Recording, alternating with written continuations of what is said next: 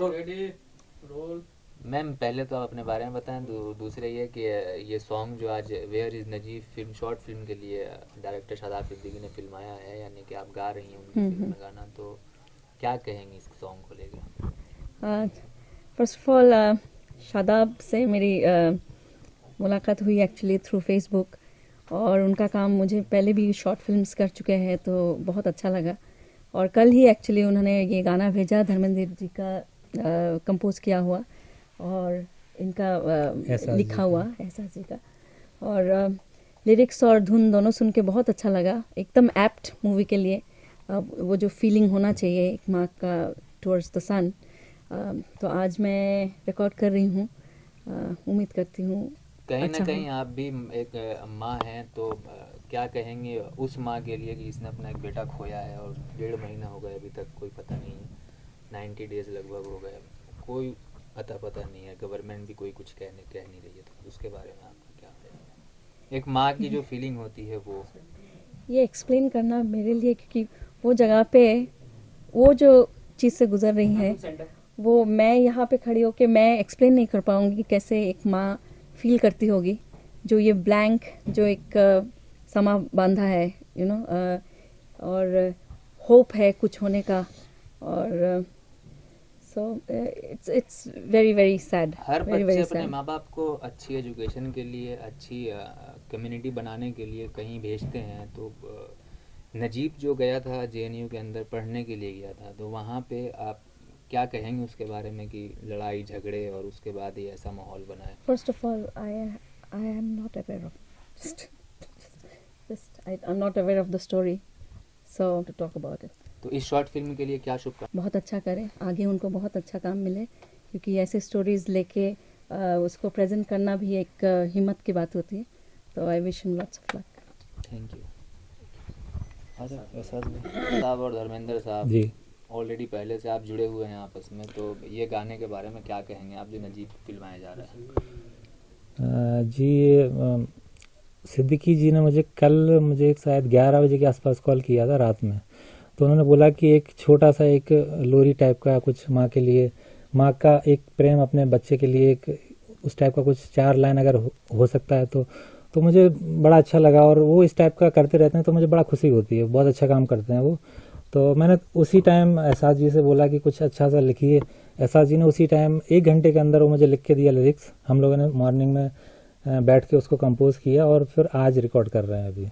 कहीं ना कहीं ये मूवी कंट्रोवर्शियल भी है अगर देखा जाए तो, एक जेएनयू का मुद्दा है, एक बच्चे का मुद्दा है, यानी कि जो एक माँ का लाल है जी, तो आपको कितना एहसास है उसको लेके, और इस सॉन्ग से उसका टच कितना कर पाए हैं एहसास साहब और आप? जी जस्टिफाई तो करने की पूरी कोशिश की है, अब लोग सुनेंगे तब उसको सही कोशिश किया है कि लोग को पसंद आए, एक माँ का जो फीलिंग है वो सामने लाने की कोशिश की। एहसास जी ने बहुत अच्छा लिखा है और मैंने भी कोशिश की है कि अच्छे से उसको उस वो फील दे पाऊँ जो एक माँ का एक बच्चा खोया है, 5-6 महीने से नहीं मिल रहा है, तो वो कोशिश किया है। हाँ एहसास जी, आप क्या कहेंगे? 90 डेज समथिंग हो चुके हैं और ऊपर से ये फिल्म जो ऑलरेडी पहले से हिट हो चुकी है, तो और आगे आपका गाना आ रहा है इस फिल्म जी बिल्कुल एज ए राइटर, तो शादाब कितनी फिल्म के अंदर कितना आप एहसास जगा पाएंगे एक माँ का? बिल्कुल, देखिए हमारी कोशिश यही रही है कि अपने अल्फाज कुछ इस तरीके से हमने पिरोए हैं कि एक कोई भी माँ हो, दुनिया की कोई भी माँ हो, अगर उसका लाल उसकी नज़रों से दूर चला जाए तो उसकी जो बेबसी है, उसके जो अंदर मन में जो कसक है, उसकी आंखों की जो तड़प है अपने बच्चे के दीदार के लिए, तो वो सारी कोशिश हमने इसमें की है कि वो सारा फील लेकर के आए हम। अब ऑडियंस सुनेगी तो ऑडियंस खुद, यानी आप इस गाने के थ्रू ये कहना चाहते हैं कि हमारे हिंदुस्तान के अंदर ऐसा नहीं होना चाहिए? बिल्कुल नहीं होना चाहिए, बिल्कुल नहीं। और आजकल जो माहौल है कि बच्चे घर से निकलते हैं और माँ बाप सोचते हैं कि शाम तक आ जाएगा बच्चा, लेकिन कोई आज सुरक्षित नहीं है, हर कदम कदम पे हादसा है। इस माहौल जो आजकल चल रहा है, एक धार्मिक एक सांप्रदायिकता का माहौल है, मतलब अगर ये कहें सीधे शब्दों में तो आपस में एक दूसरे की भी नहीं बन रही है, पड़ोसी की नहीं बन रही है। जब जेएनयू के छात्र की नहीं बन सकती आपस में, तो इस पे आप कितना रोशनी डाल सकते हैं? अब यही है गाने के जरिए, इस गाने के जरिए मैं अपने अल्फाजों के जरिए एक माँ के दर्द को पूरा बयां करने की कोशिश की हमने। बाकी देखिए ऑडियंस को कैसा लगता है, और जाहिर सी बात है कि पसंद आएगा। थोड़ा 2 बोल बोलेंगे गाने के क्या?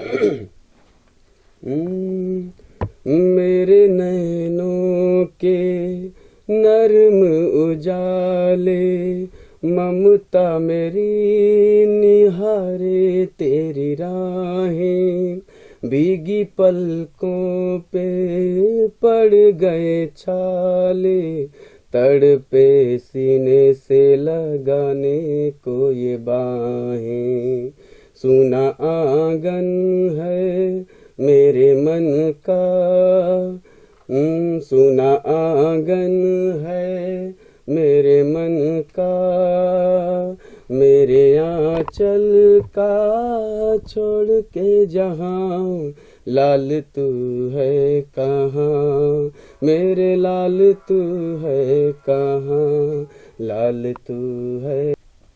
इतनी बड़ी फिल्म जो आपने पहले ही सुपरहिट कर दी है रिलीज से पहले, तो रोशनी डालेंगे यानी कि ये सब कैसे आपके दिमाग में आया और आपने कैसे ये मुद्दा उठाया और इस मुद्दे को आपने हिंदुस्तान तक पहुंचाने की कोशिश की है?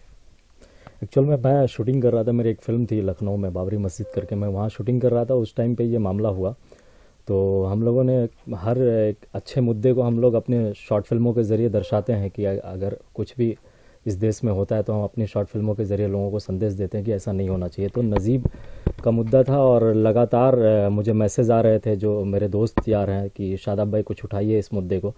तो मैं 31 वाले नाइट में निकला था मैं भी हैप्पी न्यू ईयर मनाने के लिए। फिर मुझे ख्याल आया कि एक माँ रो रही है और परेशान हो रही है और मैं यहाँ अपना नया साल सेलिब्रेट कर रहा हूँ, और मैं अपनी गाड़ी को यूटर्न लिया और मैं फिर आ गया। हम लोग दोस्त लोग सब मिले और उसी दिन से मेरा ये काम चालू हो गया कि वेयर इज़ नजीब, नजीब कहाँ है। और हिट और फ्लॉप की जहाँ तक बात है, सोशल मीडिया में इस तरीके की बातें उठ रही है। खैर उन लोगों की मोहब्बत है जो लिख रहे हैं, और 26 जनवरी को फिल्म रिलीज़ होगी, फिर देखते हैं क्या होता है। मुद्दा है JNU का और रिलीज़ कर रहे हैं आप AMU में, ऐसा क्या है कि जो आपने JNU क्यों नहीं सोचा रिलीज़ करने का? स्क्रीनिंग आपकी सुना है कि AMU में हो रही है। अलीगढ़ मुस्लिम यूनिवर्सिटी में इस फिल्म की स्क्रीनिंग हो रही है। फैजुल हसन साहब और डॉक्टर सलीम सिटी में कराना है, तो मैंने बोला ठीक है। वो लोग कई बार मुझे फ़ोन किए, कंफर्मेशन ले रहे थे। और JNU का मुद्दा है, लेकिन अब JNU के जो लोग हैं वो शायद अभी तक सोए हुए थे। आज ही वहाँ से कॉल आया मुझे, तो बोले कि हमें फ़िल्म दिखाइए और हम लोग भी करते हैं। तो मैं बोला ठीक है, वहाँ मैं 25 तारीख को आता हूँ दिल्ली, फिर इंशाल्लाह बात करते हैं मिलके, फिर देखते हैं क्या होता है। अभी अगर नजीब ना होता, कोई और अगर होता और आपकी नज़र में भारत का कोई भी देशवासी होता और उसके साथ अगर ऐसा हुआ होता, तो क्या आप मुद्दा ये भी उठाते? हाँ, कहने का मतलब मैं मुसलमान हूँ इसलिए मैं नजीब का मुद्दा उठा रहा हूँ, ऐसा नहीं, बिल्कुल नहीं है।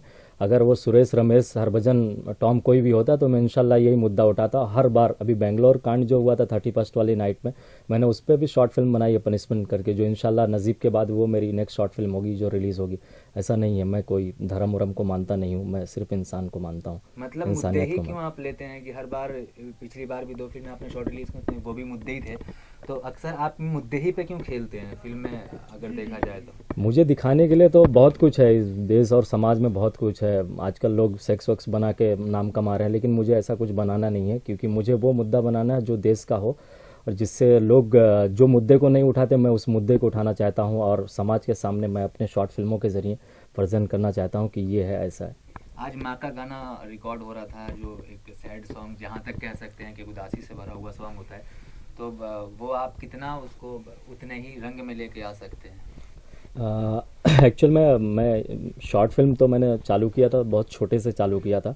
हम लोग 2-3-4 लोग मिलके हम लोगों ने जिस तरीके का हमारा पैटर्न स्टाइल है उस तरीके से हम लोग करना चालू किए थे, लेकिन एक के बाद एक जब लोग जुड़ते गए तो मैंने सोचा कुछ बड़ा किया जाए, बड़ा किया जाए।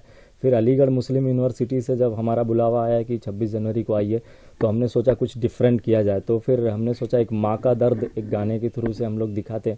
तो मैंने आशास भाई को फ़ोन किया कि ऐसी सी बात है, तो फिर उन्होंने धर्मेंद्र भाई को फ़ोन किया, फिर मैंने धर्मेंद्र भाई को फ़ोन किया रात में 11-12 बजे के करीब, अर्जेंट बात करनी है। तो फिर उन्होंने बोले पुराने गाने को यूज़ करने से अच्छा है कोई नया गाना, अपना गाना हम लोग बनाते हैं अच्छा सा जो माँ को डेडिकेट कर सके। तो हम लोगों ने ये गाना तैयार किया रातों रात में, फिर आज रिकॉर्डिंग हुई, फिर मधु जी ने इसको अपने आवाज़ से चाँद लगाया, जो कि बहुत अच्छा लगा मुझे। जैसे कि आज की यंग जनरेशन, जैसे आपने कहा कि मैं इंसानियत को फॉलो करता हूँ, तो यंग जनरेशन आज की बहुत आगे निकल चुकी है, जिसको सिर्फ इंसानियत से ही काम है, धर्म से लेना देना नहीं है। तो आपका क्या मैसेज होगा यंग जनरेशन के लिए? लेकिन JNU का मुद्दा भी ध्यान में रखें कि वहाँ पे यंग जनरेशन जो कर रही है क्या ये सही है? जैसे यंग जनरेशन की जहाँ तक बात है, हर किसी को इंसानियत से मतलब रखना चाहिए। बिकॉज़ हमारे देश के जो कुछ नेता हैं, वो नेता क्या करते हैं, हिंदू को मुसलमान से लड़ाते हैं, मुसलमान को हिंदू से। जब अभी आ गया 2017 का इलेक्शन आ गया यूपी का, बाबरी मस्जिद की बात छिड़ जाएगी, हिंदू महासभा की बात छिड़ जाएगी, लोग छिड़ते रहेंगे। हमारे जो जख्म है जो भरते हैं 5 सालों में भरने की कोशिश होती है, फिर उस पर एक हमारे नेताजी आ जाएंगे, कोई भी मुस्लिम नेता हो, कोई भी हिंदू नेता हो, वो आके फिर हमारे जख्म को ताज़ा करके चला जाता है। तो मैं सारे नौजवान से लेके बूढ़े बच्चे तक के सबसे यही गुजारिश करता हूँ कि ये नेताओं के चक्कर में मत पड़े। ये हमारी जो तहज़ीब है, जिसमें गंगा जमुनी तहज़ीब कहा जाता है, इसको भ्रष्ट करने की इन लोगों की साजिश है, जो कभी ना कामयाब हुई है ना इंशाल्लाह होगी। Thank you. वेलकम।